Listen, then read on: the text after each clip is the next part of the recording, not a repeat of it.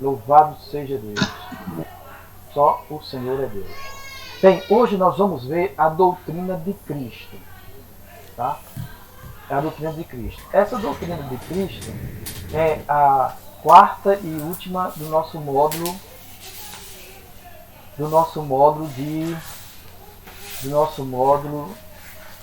de teologia sistemática 1. Tá?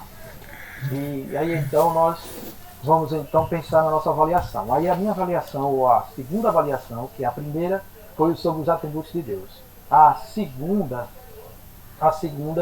avaliação diz respeito a vocês fazerem o seguinte. Vocês vão fazer uma síntese das 4 doutrinas: a doutrina de Deus, a doutrina do homem, a doutrina do pecado e a doutrina de Cristo, que nós vamos ver hoje, ou começar a ver hoje. E aí vocês já têm o material, que é a apostila de vocês, então vocês vão fazer uma síntese. Só que essa síntese vocês vão fazer em um parágrafo, tá bom? Vocês vão fazer em um parágrafo. Vocês vão pegar uma folha e num parágrafo vocês vão fazer uma síntese da doutrina de Deus. No outro parágrafo vocês vão fazer outra síntese da doutrina do homem. No outro parágrafo vocês vão fazer uma síntese da doutrina do pecado. E no outro parágrafo vocês vão fazer uma síntese da doutrina de Cristo. Tá bom? Entenderam aí como é que vai ser? E certo, aí Sim. Pode ser impresso, pastor? Pode ser impresso ou pode mandar por e-mail, visto que a gente está vendo, É verdade. em possibilidade de estar nos reunindo, então a gente pode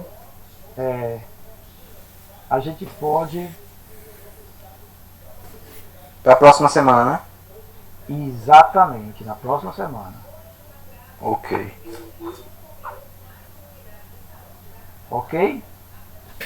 Entendido aí? Beleza. Sim, pastor. Muito Sim. bem. Amém. Louvado seja Deus.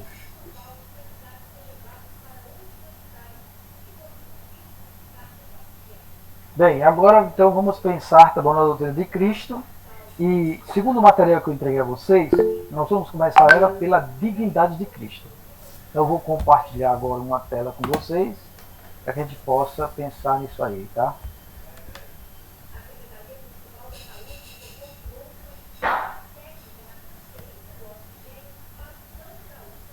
Muito bem.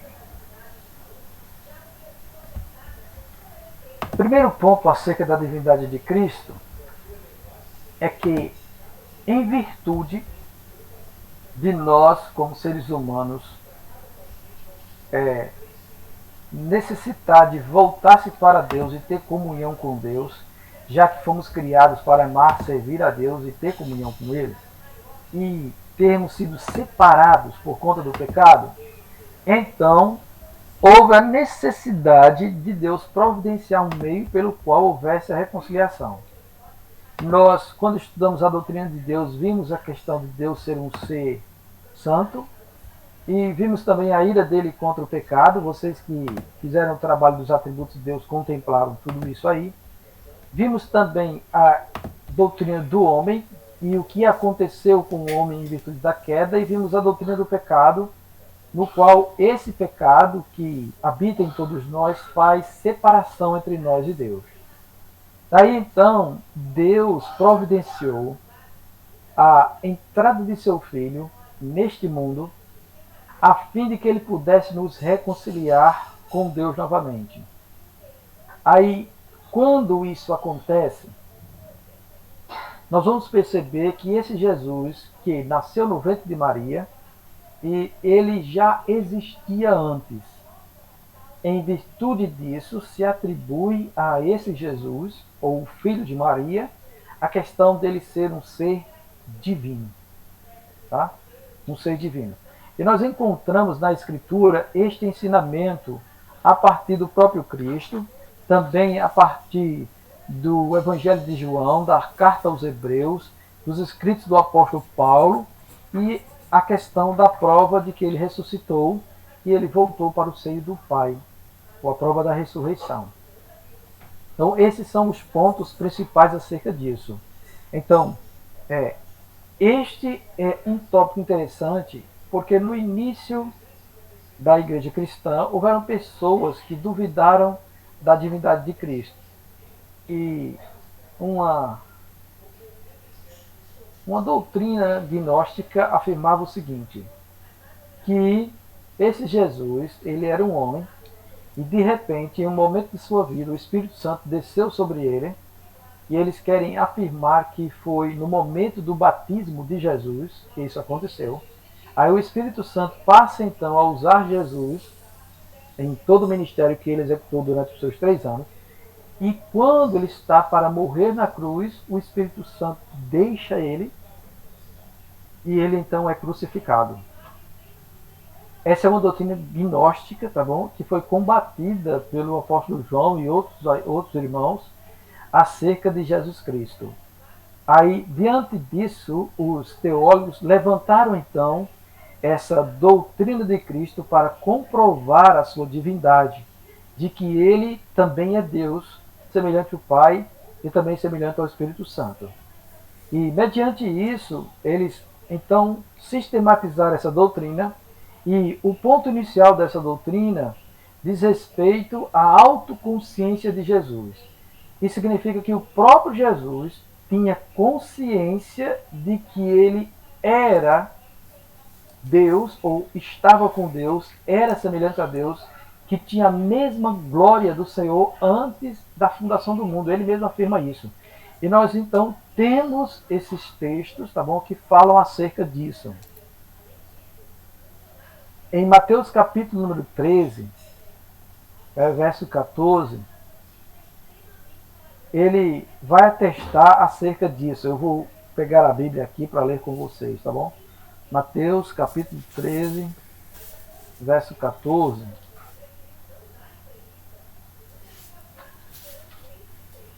Vai dizer assim. Verso 41. Verso 41, muito bem. 13, verso 41.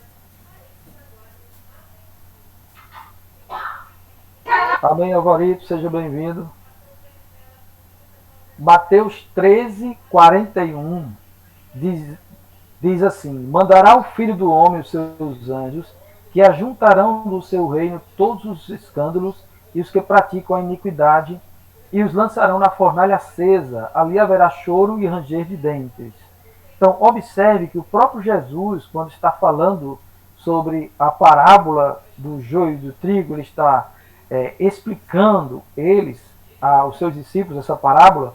Ele atesta que o Filho do Homem mandará os seus anjos. Isso significa que ele tem autoridade sobre os anjos, como Deus Pai tem também.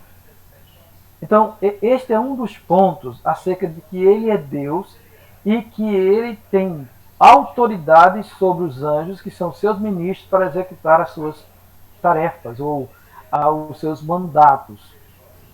E isto é significativo acerca de Jesus. Significa que ele é Deus e que ele tem autoridade sobre o reino espiritual e tem poder para ordenar aos anjos que executem aquilo que ele assim determinar.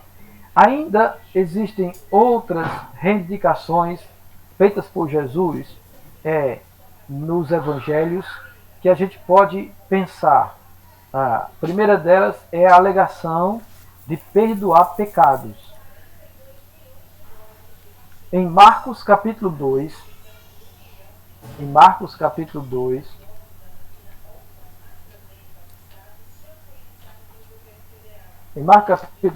é trazido adiante de Jesus um paralítico, e esse paralítico ele é colocado diante de Jesus pelo teto, quando os discípulos furam um buraco e colocam o paralítico diante de Jesus. Jesus então olha para esse paralítico e, vendo a fé dos homens que trouxeram o paralítico, diz ao paralítico, verso número 5, filho, os teus pecados estão perdoados. Aí, diante dessa alegação, todos que estavam ali estavam dizendo que isso é um tipo de blasfêmia, porque só Deus pode perdoar pecados. Aí na discussão que ele tem nesse ambiente, ele simplesmente diz assim no verso número 10: Ora, para que saibais que o Filho do Homem tem sobre a terra autoridade para perdoar pecados, disse ao paralítico: Eu te mando, levanta-te, toma o teu leito e vai para a tua casa. E aí o paralítico se levantou e no mesmo instante, tomando o seu leito, retirou a vista de todos. E todo o mundo ficou admirado e dava glória a Deus, dizendo que jamais vimos coisa assim. Então, Jesus está aqui tendo consciência de que ele também é Deus, conforme o Pai lhe concedeu autoridade para perdoar pecados, algo que é único e exclusivamente do próprio Deus. É uma prerrogativa de Deus e ele não abre para ninguém. Só ele é que pode perdoar os pecados e mais ninguém. E aí Jesus mostra então que ele tem essa divindade, que ele é semelhante ao Pai porque ele tem autoridade para poder perdoar pecados, tá? Além dessa questão de perdoar pecados, no que diz respeito à autoconsciência de Jesus também, existe a reivindicação de que ele é Senhor do sábado. Aí essa questão de ser Senhor do sábado diz respeito a ele se equiparar ao próprio Deus que deu os mandamentos a Moisés, quando ele relacionou naquelas pedras. O quarto mandamento é: guardarás os meus sábados, não violarei os meus sábados. E aí então, quando Jesus vem e ele começa a curar no sábado e operar milagres nos sábados, todos os fariseus, saduceus e doutores da lei se levantam contra ele e dizem que ele é pecador por violar o sábado. Aí então, neste mesmo capítulo 2, já no verso número 27, o próprio Senhor, depois que ele opera seus milagres, né, e fala com os fariseus, porque eles estavam criticando os discípulos de estarem colhendo espigas para se alimentar, ele diz assim no verso número 27: O sábado foi estabelecido por causa do homem, e não o homem por causa do sábado. De sorte que o filho do homem é ele mesmo, ele tem consciência disso, é Senhor também do sábado.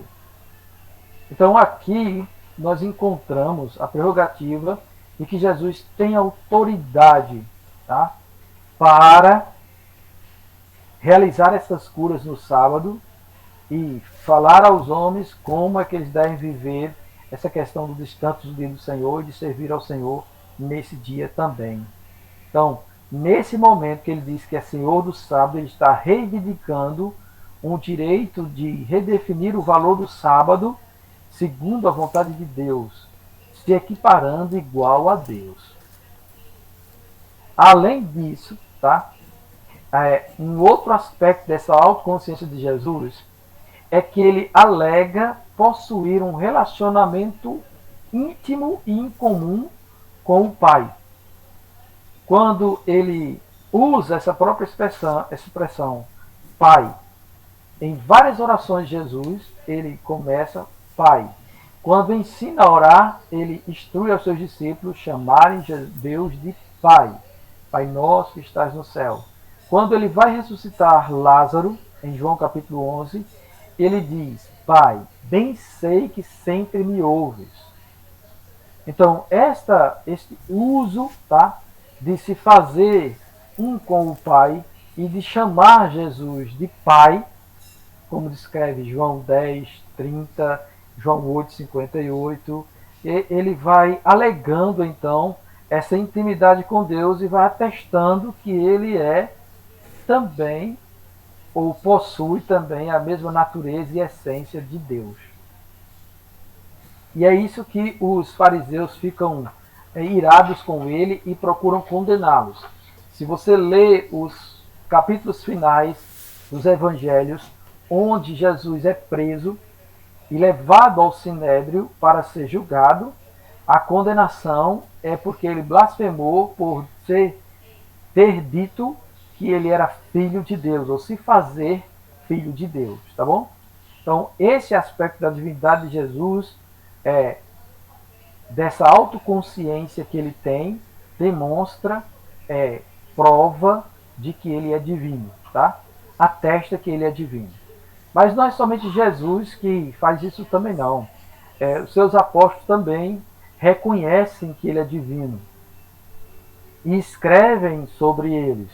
A mais autêntica afirmação foi feita por Tomé, quando Jesus, depois que ressuscitou, apareceu aos 11, aos 10, primeiro aos 10, depois apareceu aos outros, e quando Tomé estava junto com eles também, que ele queria ver, então, se ele não visse, ele não ia acreditar que Jesus ressuscitou, então Jesus aparece, pede para ele trocar nas feridas dele, e aí Tomé então reconhece Jesus como Senhor dele e Deus dele. Daí então eles não duvidam mais da questão da divindade do próprio Senhor Jesus Cristo.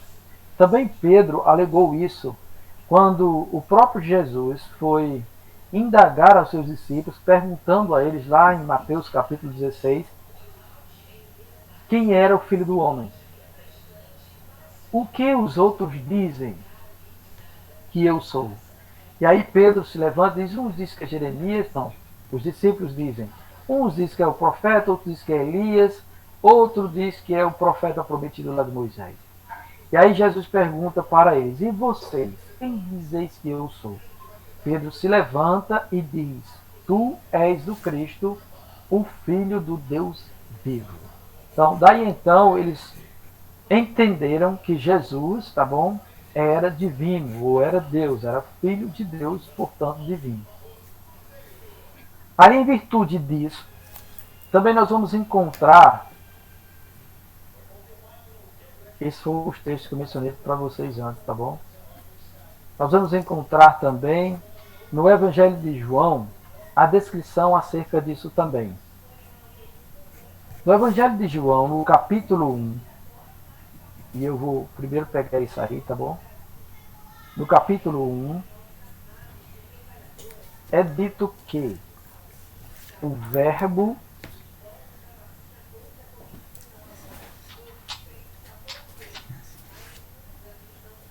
no princípio o verbo era o verbo, e o verbo estava com Deus, e o verbo era Deus.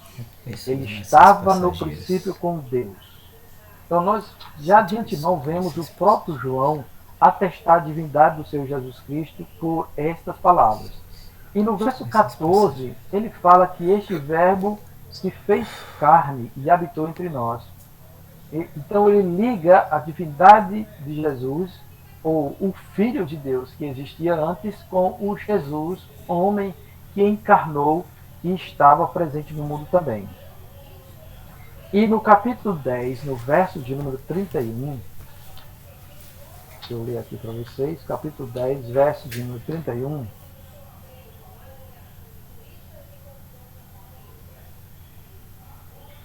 Jesus vai dizer assim, aliás, não é 10 não, é 20. Eu tenho que trocar de óculos. João 20, 31. Aí. Estes, porém, a respeito dos sinais que Jesus fez, tá bom? Está logo no verso 30, João dizendo que escreveu e que Jesus fez muitos milagres, muitos outros sinais que não caberiam escritos nos livros do mundo inteiro da época. E aí ele vai e diz, estes sinais, porém, foram registrados para que creais que Jesus é o Cristo, o Filho de Deus, e para que, crendo, tenhais vida em seu nome. Então, João também, tá bom, em seu evangelho, descreve, e o alvo principal dele é esse, tudo que ele escreveu acerca de Jesus é para atestar a divindade de Jesus, que ele é o Filho de Deus e por isso é divino, tá? Então, todas as vezes que vocês encontrarem alguém ministrando acerca da divindade de Jesus, o intuito é dizer que ele é Deus, como o Pai é Deus e como o Espírito Santo também é Deus. Então, Jesus é Deus, ou é divino, tá bom? E esse é o ponto do Evangelho de João. Pastor, Ou uma não? pergunta. Ele fala aí que Cristo é o Filho de Deus, certo? Mas tem muitas passagens da Bíblia. Você fala também que Cristo também é o Filho do Homem. Isso é para se relacionar dizendo que ele veio de Maria e José. Essa questão, né? Na verdade, a expressão Filho do Homem tem dois aspectos. Um é para dizer que ele é homem semelhante a nós, ou tem uma humanidade como ser humano.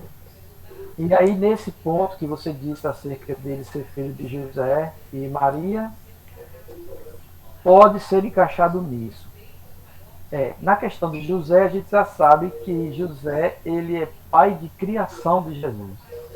Porque o verdadeiro pai de Jesus é o próprio Espírito Santo, é Deus, que fez com que ele viesse a nascer no ventre de Maria.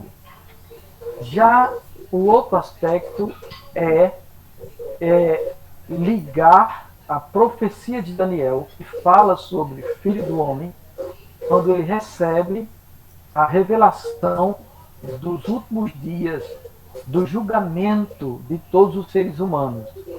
Ele vê o ancião de dias, que representa Deus, e depois vê um ser como filho do homem.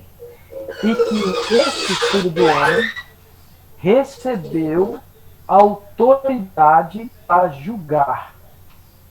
Então, quem vai efetivar o julgamento ou o juízo final é esse filho do homem. Quando Jesus está falando e descrevendo ele como filho do homem, ele quer dizer que ele recebeu do Pai a autoridade para exercer juízo, para julgar a humanidade, tanto na sua primeira vinda como também no fim dos tempos. Tô entendendo. Mas assim, tem muitas passagens também que o Filho do Homem também se relaciona ao próprio ser humano também, né? Tem algumas passagens que sim, principalmente na que diz respeito à questão de lidar com primeiro ser tentado, segundo cansaço, dormir. Se estiver ligado a isso, tá bom? Se essa expressão estiver ligada a estas coisas, então tem uma passagem em João capítulo 8, eu acho que é isso, que ele fala, Jesus fala que ele é homem e está falando a verdade e eles não acreditam na verdade que ele está falando. Na maioria das vezes que a expressão filho do homem aparece nos evangelhos, tem a ver com julgamento. Certo. Então tudo bem. Entendido, certo. Beleza. Vamos adiante. Muito bem. Além do evangelho de João, tá bom, que atesta essa divindade do Senhor Jesus, a carta aos Hebreus também fala sobre isso. O livro dos Hebreus, que nós não temos menção de quem seja o autor, é dito logo no capítulo 1 algo interessante acerca de Jesus. Primeiro de tudo, o texto vai dizer no capítulo 1 que, havendo Deus outro tempo falado de muitas maneiras e também pelos profetas, ele diz que nesses últimos dias falou pelo Filho, aquele constituiu o herdeiro de todas as coisas, pelo qual também fez o universo. Então, veja que de antemão ele já atesta que Jesus é o Filho e por ser filho de Deus tem a mesma pureza de Deus, é a essência de Deus, então é divino. E fala também que esse Filho foi por meio dele que todo o universo foi criado. E não se pode atribuir isso a um homem apenas. Tem que ser um Deus que possa ter poder para criar todo o universo. Então isso também é dito acerca de Cristo na carta aos Hebreus. Isso é sustentado lá, tá bom? No verso 1, no verso 2 e no verso 3, também fala que ele é aquele que sustenta todas as coisas pela palavra do seu poder. Então, não há como nós pensarmos em alguém que sustente tudo se não for divino. Essa pessoa tem que ser divina para poder ter poder a fim de sustentar todas as coisas, tá? Já no verso número 8, vai falar acerca do filho, dizendo que o trono dele, chama ele de Deus, diz assim: o teu trono, ó Deus, é para todo sempre. Então Jesus é equiparado a Deus, prova de sua divindade, tá? No capítulo 3, do verso 1 ao 6, vai falar também que ele é superior a Moisés. No capítulo 1, do verso 4 até o verso 2, capítulo 9, vai falar que ele é superior aos seres espirituais, aos anjos, tá? E que ele não é apenas um mero homem, mas que ele realmente é Deus, ele é divino. Isso é o que a carta aos Hebreus traz de testemunho acerca de Jesus Cristo. Então, nós já temos o próprio Jesus tendo consciência de si próprio, que ele é Deus. Nós temos o Evangelho de João, que atesta isso. Nós temos também a carta aos Hebreus, que fala isso. Além disso, tem os escritos do apóstolo Paulo. Paulo também manifesta a divindade de Jesus em Colossenses, capítulo 1, do verso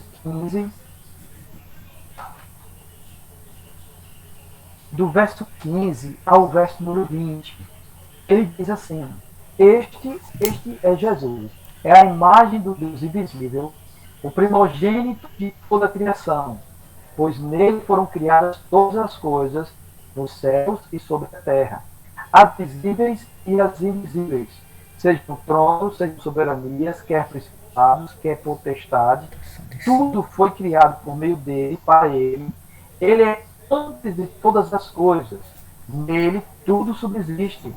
Ele é a cabeça do corpo, da igreja. Ele é o princípio, o primogênito de entre os mortos, para em todas as coisas ter a primazia, porque aprove a Deus que nele residisse toda a plenitude. Então, esse é o testemunho do apóstolo Paulo acerca de Jesus. Ele é a imagem de Deus, do Deus invisível. Ele também é o Criador de todas as coisas, visíveis e invisíveis. E tudo nele, todas as coisas foram criadas por ele, e ele faz que todas as coisas subsistam. Ele sustenta tudo. E em todas essas afirmações acerca de Jesus, Paulo também compreende que Jesus é divino. Não somente em Colossenses, mas também em Filipenses. Ele também retrata sobre isso. Ele também fala acerca de Jesus, que ele há de julgar os vivos e os mortos, em 2 Timóteo 4:1. Ele fala sobre isso também. E que todos vão permanecer, estar presente diante do tribunal de Cristo, em 2 Coríntios 5:10. Então, o próprio apóstolo Paulo atesta, tá bom, a divindade de Cristo em seus escritos. Então, Jesus tinha consciência disso. Ele, ao conviver com os seus apóstolos, ensinando todas as coisas, eles recebem de Deus a iluminação para entender que Jesus também é divino e que ele existia antes, encarnou, e que ele é filho de Deus e que tem a natureza de Deus. E o apóstolo Paulo, que foi gerado depois, como alguém fora de tempo, também ao ter comunhão com ele e ouvir seus ensinamentos, começa a contemplar que este Jesus também é divino. E escreve em suas cartas acerca disso, atestando a divindade de Jesus. Nós já temos dentro de Jesus, ele antes estava com Deus, e que Deus e ele traçaram um plano de criar todo o universo. E em virtude da entrada do pecado, ele mesmo, o Filho, resolve vir, encarnar e realizar a obra que o Pai havia enviado.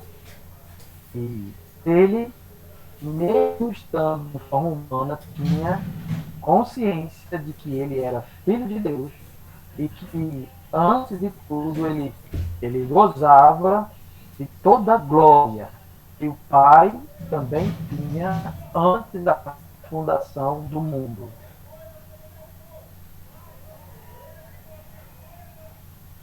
Isso está presente, tá, irmãos, em o Novo Testamento. Louvado seja Deus. E o último ponto é a questão da prova da ressurreição. Tá? Esta prova da ressurreição faz com que não hajam contestações acerca disso. Um indivíduo chamado Wolfgang Tannenberg, ele desenvolve acerca disso, acerca de Jesus ser Deus e homem. E nessa cristologia que ele desenvolve, nessa doutrina de Cristo, ele baseia os seus ensinos na ressurreição.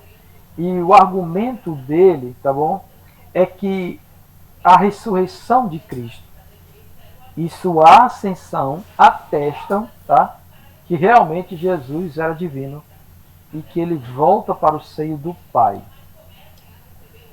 Isso é o que ele fala em seus escritos, seus estudos, que atestam sobre isso também. E que, após essas aparições todas, Jesus voltará novamente, no fim de tudo, para concretizar esta obra, realizando o grande julgamento do trono branco. Isso está lá em Apocalipse, no final do livro de Apocalipse, fala sobre esse trono branco e que Jesus, ele irá julgar a todos, todas as nações. E isso quer dizer que todos os indivíduos serão colocados diante dele e ele julgará cada um deles. No que diz respeito a nós, tá bom? Nós seremos julgados pelas nossas obras e aí nós podemos receber galardão ou repreensão, mas nós não vamos ser lançados no lago de fogo, como os ímpios serão. Apenas isso aí, tá bom?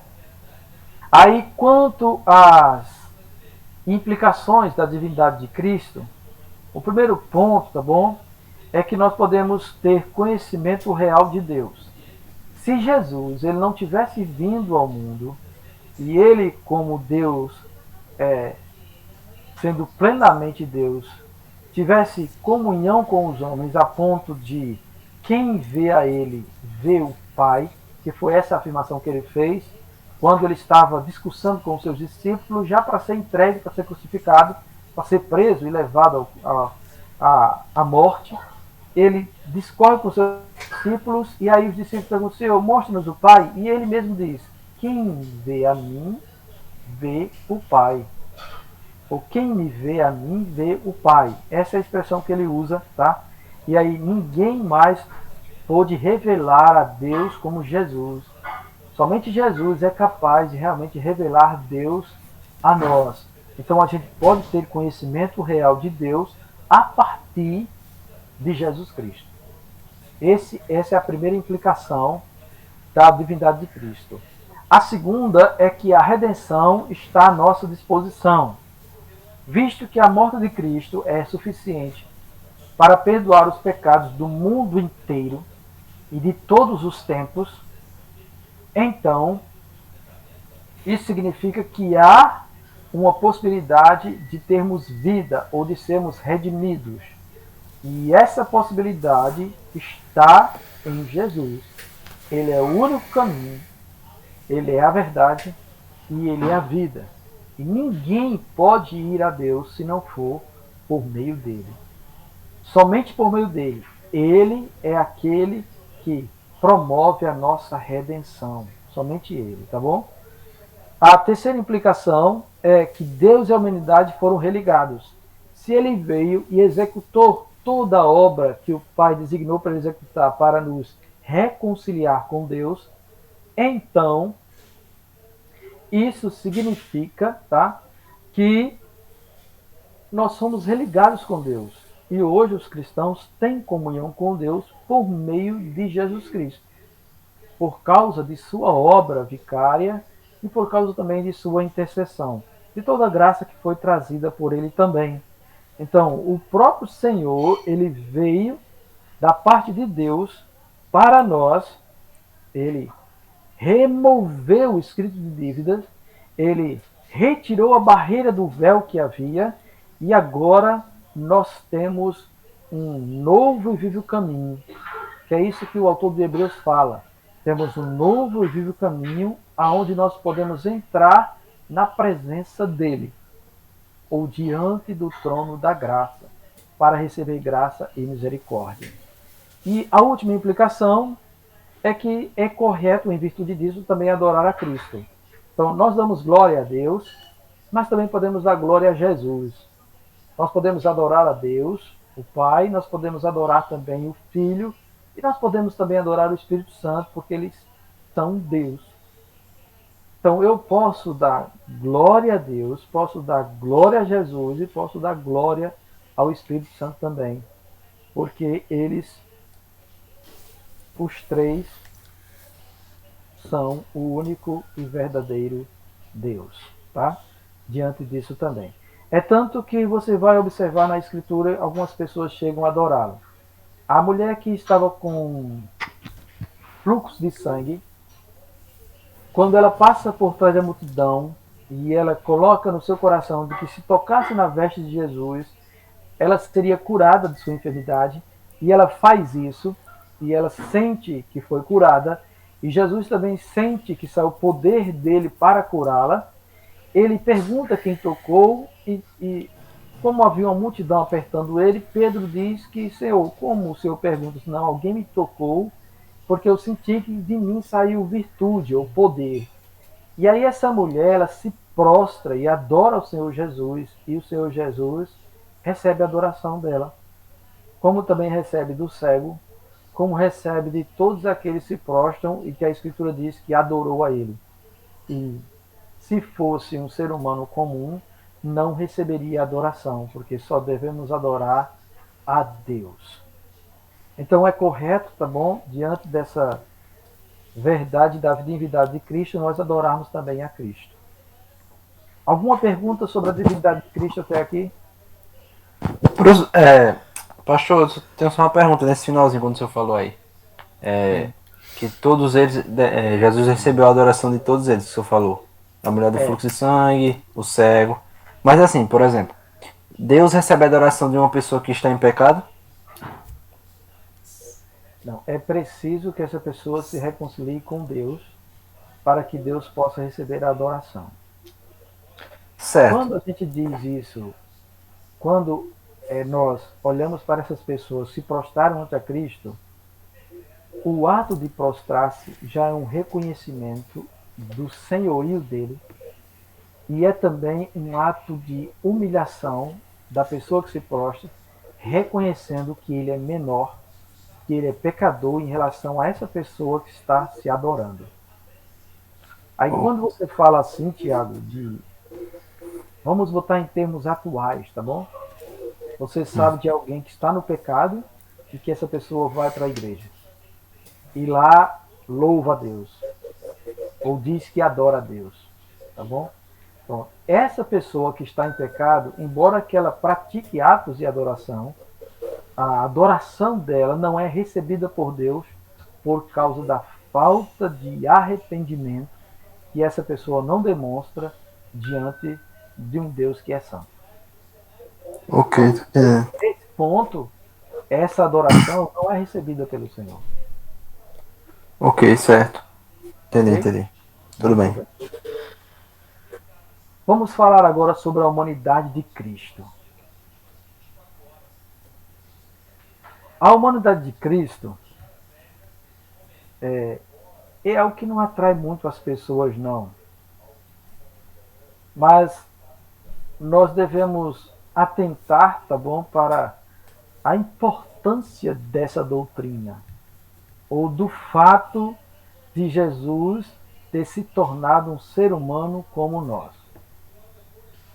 Porque a nossa salvação, ela depende disso.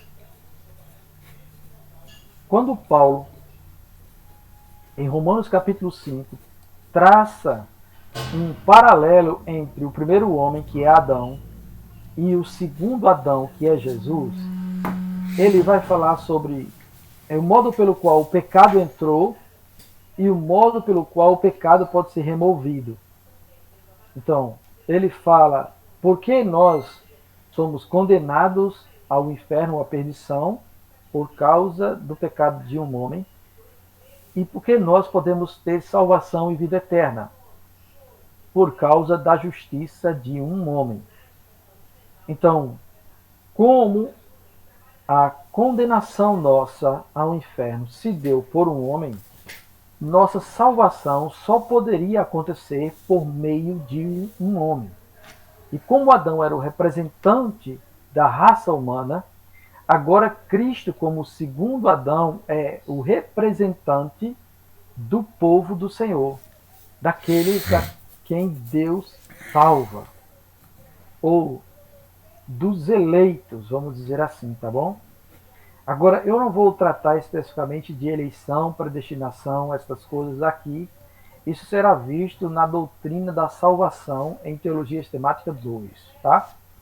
Mas Paulo traça essa comparação, esse paralelo entre Adão e Cristo, e aí nós vemos a importância de Jesus, ou do Filho de Deus, ter encarnado e assumido a forma humana para poder se tornar o representante legal do povo de Deus, daqueles que receberam vida eterna. E é importante isso porque somente realmente um homem poderia ser aquele que estaria entrando em aliança com Deus para fazer com que sua posteridade fosse abençoada por Deus. E isso é o que Deus traçou, tá bom? Como plano de salvação.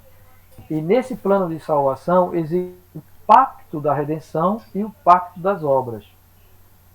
E aí o pacto das obras que Deus estabeleceu com Adão, ele falhou. E porque ele falhou, a condenação veio sobre todos nós. Já em Cristo, o pacto das obras não falhou. E por não ter falhado, aqueles que estão em Cristo, eles são abençoados, porque recebem a justiça de Cristo que foi imputada a eles pela fé. Vocês estão entendendo o que eu estou dizendo? Sim, estou entendendo. Amém? Amém. Muito bem. Então, era necessário então que houvesse, tá bom, um homem ou um ser humano dotado de toda bondade ou de perfeição, como Adão foi antes da queda, para que ele pudesse cumprir o pacto que Deus estabeleceu com o homem, a fim de que esse homem e a descendência dele, ou aqueles a que ele representa, porque ele é um representante corporativo, recebesse também a recompensa da aliança que Deus fez com o ser humano. E isto, tá bom, é o que nós nos alegramos em saber que Jesus, ele veio em carne, foi um ser humano como nós, experimentou todas as coisas, mas nunca pecou, cumpriu cabalmente a lei de Deus, e por isso é o representante do povo do Senhor, tá bom? Do povo do Senhor. É necessário isso, a gente saber disso aí. Havia um grande abismo entre nós e Deus, e esse novo representante, Jesus, ele simplesmente retira esse abismo e nos reconcilia com o nosso Deus, tá? Nós só podemos ser salvos por conta de que Jesus também era humano. Sem isso era impossível, tá? Haver reconciliação entre nós e o Senhor. Aí, nessa questão da humanidade de Cristo, tem a natureza física de Jesus. Em vários textos na Escritura, nós vamos perceber essa questão de Jesus ser humano.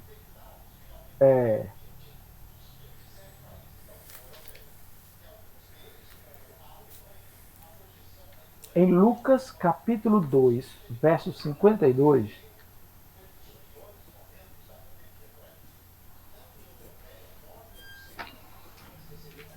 Esse capítulo 2 era quando Jesus estava para ser apresentado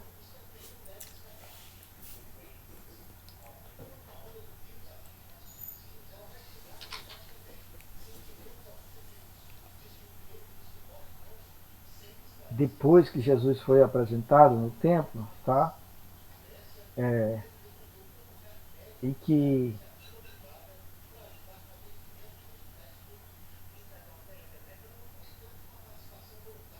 tanto Simeão falou acerca dele, como também Ana, e logo depois de algum tempo, quando o menino já estava com 12 anos, que ele volta a Jerusalém e ele acaba sendo esquecido pelos pais lá e começa a discorrer contra os doutores da lei, os fariseus, e fazendo perguntas sobre isso, o texto vai falar que Jesus crescia em sabedoria e estatura, e também em graça diante de Deus e dos homens. Então, nós entendemos que Jesus, ele teve uma infância, ele foi criança, ele foi circuncidado ao 8º dia, ele foi apresentado ao templo, porque teria que apresentar todo primogênito a Deus, porque todo primogênito pertencia a Deus, segundo a lei dos judeus, né? Segundo o, o Testamento, o Antigo Testamento hebreu. Ele tinha que passar por esse processo todo e ele teria que ser doutrinado acerca da palavra de Deus pelos seus pais. E ele aconteceu isso e ele foi crescendo no conhecimento disso.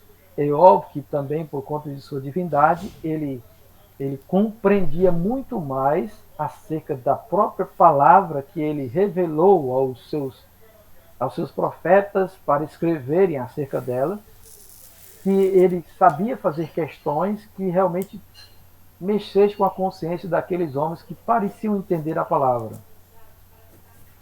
Então houve isso, então houve uma infância, houve uma adolescência. Depois desses 12 anos, nós não temos mais nenhuma menção acerca de Jesus até completar a idade em que ele é compelido para o Senhor para descer as águas, para ser batizado. Cerca de 29, 30 anos. Então, dos 12 ao 30, Jesus vive sua vida comum como ser humano. E nesse ponto, desde a sua adolescência até os 30 anos, Jesus cumpre cabalmente os mandamentos de Deus e não falha em nenhum deles. Então, você imagina o que é alguém, um ser humano, um homem, que não tem maldade dentro de si, não fica pensando mal ou malícia de ninguém, nem fica cobiçando mulheres, nem qualquer outra coisa. Ele simplesmente não pecou. Ele não foi desobediente aos pais, ele obedecia a seus pais, a José e a Maria, até enquanto José estava vivo, e ele cumpria cabalmente tudo aquilo que foi designado na lei do Senhor para um ser humano que teme a Deus, que é filho de Deus, que tem comunhão com Deus. Então ele viveu isso. Depois disso, que ele é batizado e ele começa então o seu ministério, ele agora é tentado por Satanás, como Adão foi. Só que Adão foi por meio de Eva. O Satanás tentou Eva e aí Eva pegou o fruto e também deu ao seu marido. Mas a tentação de ser como Deus também, obviamente, passou pela mente de Adão. E ele caiu. No caso de Jesus, Satanás tenta Jesus 3 vezes e em nenhuma delas Jesus cai. Ele permanece firme, sem pecar contra Deus. Isso é interessante para nós. A gente não consegue conceber a sublimidade e a grandeza disso. E alguns podem dizer assim que foi fácil para Jesus porque ele não tinha pecado, ou o pecado original não estava presente na natureza dele. Mas no princípio, em Adão também não estava. E ele foi seduzido pelo maligno para ser como Deus. Ele tentou ser como Deus. E acabou levando toda a humanidade para o abismo. Tá bom? Então, este é um aspecto acerca da humanidade de Cristo. Outras coisas que a gente pode pensar é a questão de ter fome, ele precisava comer igual todo ser humano precisa, ter sede, ele precisava tomar água como todo ser humano necessita, ele precisava também repousar, descansar a cabeça. Então isso é referência, tá bom? Em vários textos apresentados aí, em João 4 é quando ele manda os seus discípulos comprar comida e ele tem sede e pede água àquela samaritana. Então esses textos vão falar sobre isso, né? E vão falar também que ele era físico. Na primeira carta de João vai tratar sobre isso aí. E isso é prova de que realmente Jesus Cristo era um ser humano. Também na carta aos Filipenses vai ser dito que ele esvaziou-se e ele se tornou carne como nós. No Evangelho de João, no capítulo 1, no verso 14, diz que o verbo se fez carne. Essa expressão significa que ele era um ser humano como nós. Isso diz respeito à humanidade de Cristo, tá bom?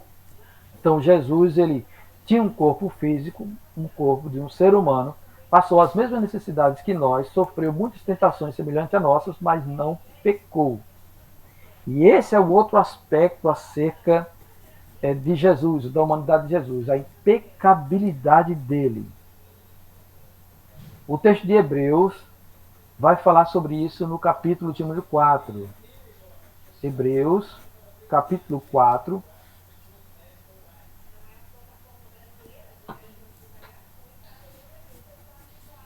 Hebreus, capítulo 4, verso de número 15.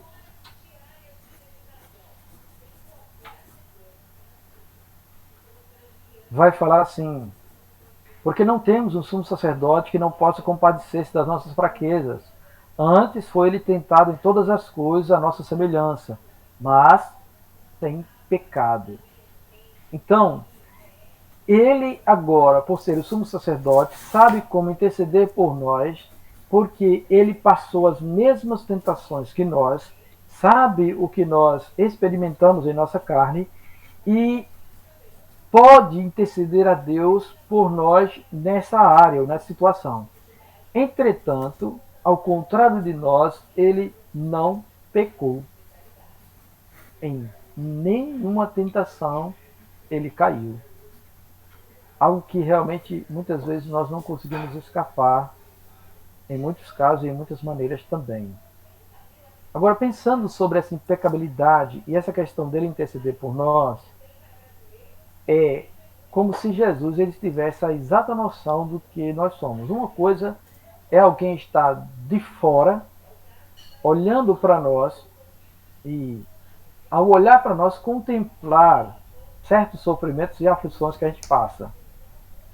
Outra coisa é alguém estar na mesma situação que nós estamos, na carne, e sofrer as investidas do pecado e resistir a elas e não cair. Esse sabe muito bem o que nós experimentamos. Ele sabe identificar e se compadecer das nossas fraquezas, porque ele foi experimentado nisso também. Você imagina o que é um Deus esvaziar-se de sua glória e assumir a forma humana e ter esta limitação em si mesmo.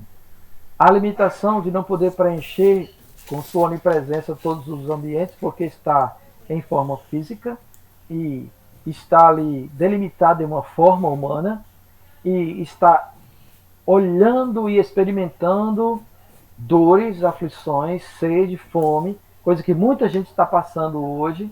Então ele sabe exatamente o que cada um realmente experimenta de dor e sofrimento neste mundo. Então, pastor, assim, uma dúvida que eu tenho agora, tipo assim, então, Jesus, ele tinha, como ele era homem também, ele tinha uma certa vontade, inclinação de pecar, mas resistia a isso, era isso? não é que ele tinha inclinação de pecar. Ele era tentado a pecar, mas ele não pecou. Mas assim, ele sentia a vontade de pecar, mas não pecava, porque sabia Não, ele, que. ele não sentia vontade de pecar. Por que você não pode dizer isso? Porque nele, ou na natureza dele, na natureza humana dele, não havia pecado. E quando eu falo pecado, não havia o pecado original, diferente de nós. Assim. Nossa natureza, ela já vem com o pecado, ou a inclinação para fazermos o mal. Isso não existe em Jesus. Tá bom? Certo, então no caso já se tinha certeza que ele não pecaria, porque ele era o próprio Deus. A gente não pode dizer assim, ele não pecou porque ele era Deus. Não, ele não pecou porque ele era um ser humano, à semelhança de Adão, que tinha livre arbítrio para poder decidir ou não se obedecia a Deus ou se cedia à tentação. Ah, então tem que ter essa comparação, né? Tô entendendo. Exato, tem que ter essa comparação. Ok, tudo bem então. Tá bom? Certo, tranquilo. Porque se a gente colocar apenas o aspecto de Deus no meio, então, por ser Deus, ele não queria pecar de forma alguma. Mas só que ele Certo, era homem também. E por ser homem, ele foi sujeito às mesmas coisas que Adão. certo. Só que Adão resolveu pecar, transgredir. E Jesus Cristo não. É tanto que você vai encontrar em uma das cartas de Paulo que ele foi obediente até a morte e morte de cruz. E vai Uhum. dizer que ele também foi exaltado por causa dessa obediência. E aí nós estamos falando de Jesus homem, tá bom? Porque Jesus Deus já é exaltado. Mas o Jesus homem, ele foi elevado às alturas porque foi obediente até o fim. Entendido Certo. aí? Tudo bem, entendi. Consegui diferenciar agora. Tudo Muito bem. bem. E louvado seja Deus por causa desta impecabilidade de Jesus, porque senão não haveria salvação, ou possibilidade de salvação para nós. Tá?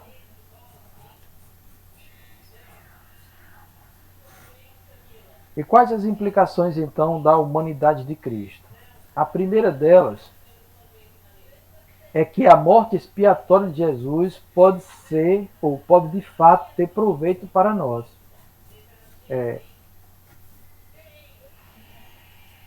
Essa questão de Jesus ter sido humano e não ter pecado é o que favorece para nós pecadores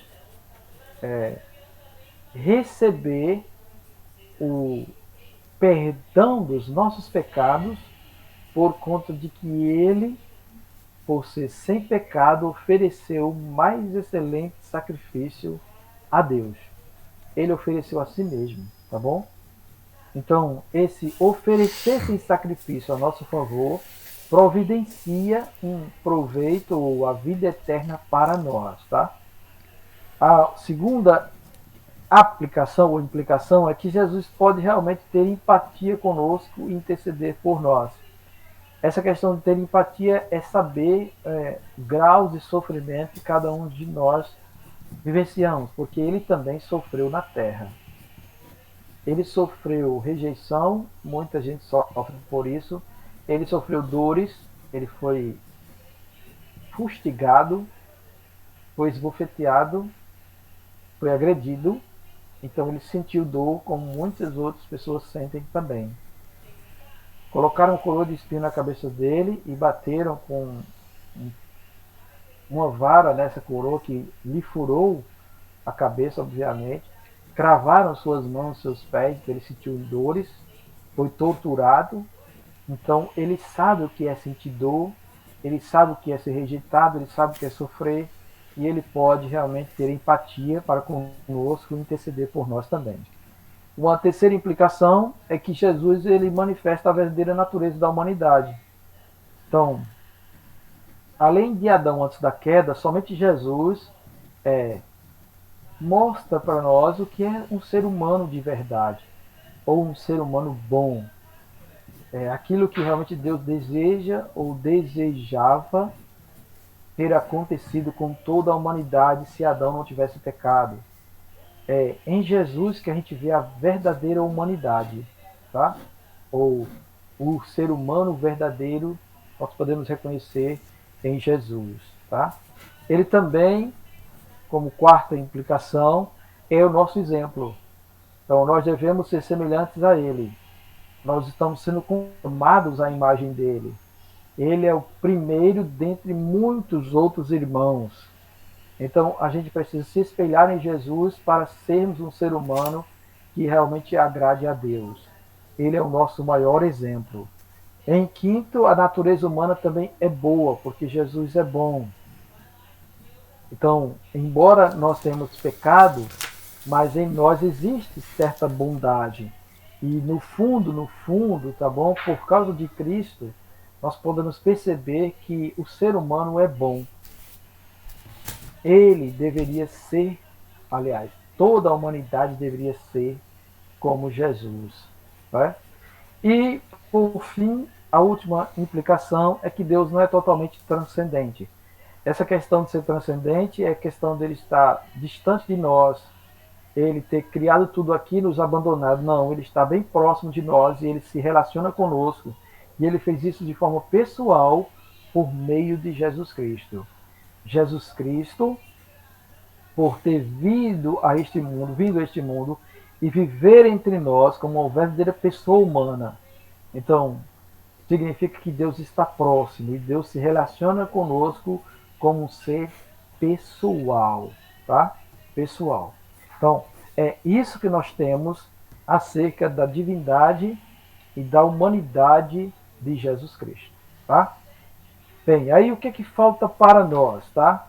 O que falta para nós vermos é apenas os estágios da obra de Cristo, que é a humilhação e também a exaltação, e depois as funções de Cristo, que diz respeito a ele ser rei, sacerdote e profeta. Mas isso a gente vai deixar para ver na próxima aula, tá bom? Nós vamos dar uma parada por aqui para a gente não concluir tudo hoje. Lembrando que nossa avaliação, nossa segunda avaliação, tá? Segunda avaliação é, para os que entraram depois, tá bom? É uma síntese de cada doutrina da teologia sistemática 1. Ou seja, doutrina de Deus, você vai fazer uma síntese em um parágrafo. É óbvio que esse parágrafo vai ser um pouquinho grandinho, tá bom? Mas um parágrafo, a doutrina do homem no outro parágrafo, a doutrina do pecado no outro parágrafo e a doutrina de Cristo no outro parágrafo. E aí eu quero que vocês mandem para mim, manda para o meu e-mail esta avaliação, tá bom? É uma síntese do material que vocês têm, da apostila que vocês têm, da doutrina de Deus que eu já entreguei, da doutrina do pecado, da doutrina do homem, aliás, do homem primeiro, depois do pecado, e da doutrina de Cristo, que eu mandei para o WhatsApp. Então vocês baixem. Se quiser imprimir para ler, vocês imprimem, leiam e façam uma síntese também. Então, são 4 parágrafos que vocês têm que enviar para mim, tá bom? No cabeçalho lá, coloca lá Ação Evangélica, curso de Teologia Básica, disciplina Teologia Sistemática 1, professor Pastor Hamilton Pérez, aluno ou aluna, aí coloca o nome, aí vem síntese. Primeiro parágrafo, doutrina de Deus. Segundo parágrafo, doutrina do homem. Terceiro parágrafo, doutrina do pecado. Quarto parágrafo, doutrina de Cristo. Todo mundo entendeu? Pronto. Sim, pastor. Vocês, Assim, amém, pastor. amém? Vocês devem mandar para mim, envia para o meu e-mail, tá bom? Positivo? Glória a Deus. Beleza. Bem, então agora nós vamos encerrar nossa aula de hoje.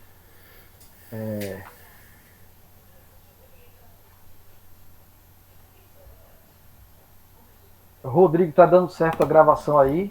Pastor, eu só vou saber no final, viu? Pera aí, ó. Foi o seguinte, deixa eu dar um shift 7 aqui. Parece que tá, viu? Até agora tava gravando. No final é que eu vou ver se ficou gravado mesmo o vídeo com áudio, aí eu digo o senhor, viu? Tá bom, ok. Então vamos orar. Vamos agradecer a Pastor. Deus. Pastor, Amém. é só pra saber a data que chega depois, É de hoje a 8. vai entregar.